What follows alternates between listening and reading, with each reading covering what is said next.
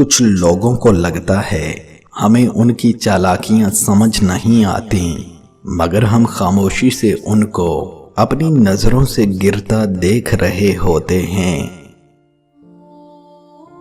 मर्द कभी औरत का दोस्त हो ही नहीं सकता। इस फ्रेंडशिप का असल चेहरा अट्रैक्शन या फिर मोहब्बत है। मर्द से दोस्ती ही तो औरतों की खुशफहमी होती है। अच्छे हम सफर का साथ इंसान को मुश्किल रास्तों में भी थकने नहीं देता।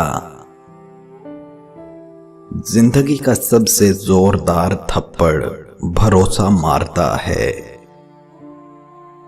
दाना कहते हैं कि कीचड़ में पत्थर ना मारो, अपना दामन ही दागदार होगा। एहतियात का अगला दर्जा ये है कि कीचड़ से दूर चले जाएं, वरना किसी और के पत्थर मारने से भी आप दागदार हो सकते हैं।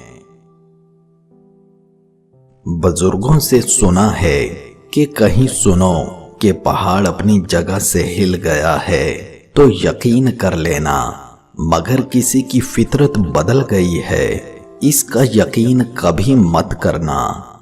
दोस्तों, आदत बदल सकती हैं, फितरत नहीं।